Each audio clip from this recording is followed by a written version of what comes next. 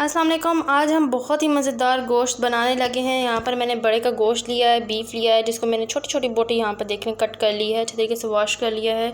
2 बड़े प्याज, 2 टमाटर लिए हैं, केचप ली है, चिली सॉस, गार्लिक लिया है, यहाँ पर विनेगर, और यहाँ पर जो मसाला जात लिए हैं वो मैं आपको ज़रूर दिखाऊँगी। यहाँ पर मैंने पिसा हुआ कुटा हुआ धनिया लिया है, जिससे जायका बहुत मज़ेदार हो जाता है गोश्त का। जब हम वेट लगाते हैं तो आपने लाजमी शामिल करना है। कुटी हुई लाल मिर्च ली है, 1 चम्मच नमक लिया है हस्ब जायका, 1 चम्मच लिया, आप हस्ब जायका यूज़ कर सकते हैं। लहसुन लिया है, यहाँ पर मैंने इलायची ली है, छोटी इलायची, लौंग ली है यहाँ पर थोड़ी सी, 1 अदद नींबू लिया है, कड़ी पत्ता लिया है। कड़ी पत्ता जो है देगों में इस्तेमाल होता है, आप घर में इस्तेमाल करें, बहुत मज़ेदार जायका आता है। और छोटी यहाँ पर पीसी हुई काली मिर्च ली है। चले आए हम बनाना स्टार्ट करते हैं। चैनल पे न्यू है तो सब्सक्राइब तो ज़रूर कीजिएगा। सबसे पहले तो मैंने 1 चम्मच ऑयल के अंदर सारे मसाला जात शामिल कर दिए हैं। थोड़ा सा मसाला पकने के बाद यहाँ पर मैंने गोश्त और टमाटर प्याज शामिल कर दिया है, अच्छे तरीके से भूनेंगे। थोड़ा सा पकाने के बाद मैंने 2 गिलास पानी मज़ीद शामिल किया है। अब मैं इसको 45 मिनट तक वेट में पकाऊंगी।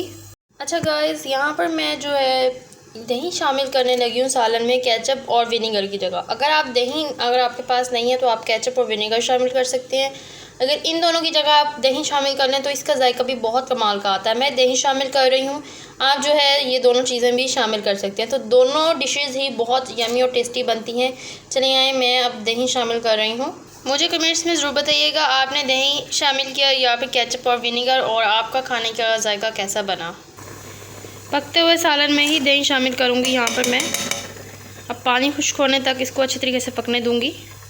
बहुत ही मज़ेदार खट्टा सा सालन हमारा तैयार हो चुका है। हल्का सा खट्टा है और बहुत ज़्यादा टेस्टी है। अगर आप शोरबा रखना चाहते हैं तो अब ये शोरबा आप इतना रख सकते हैं। अगर आपने बिल्कुल भूनना है तो आप पानी को खुश्क कर दें, और दोनों सूरतों में ही आपका सालन बहुत टेस्टी बन रहा है। यहाँ पर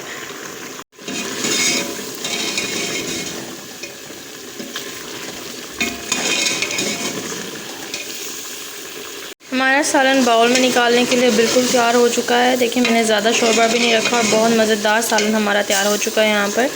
चले आए हम निकालते हैं बाउल में। बहुत मज़ेदार सालन हमारा तैयार हो चुका है।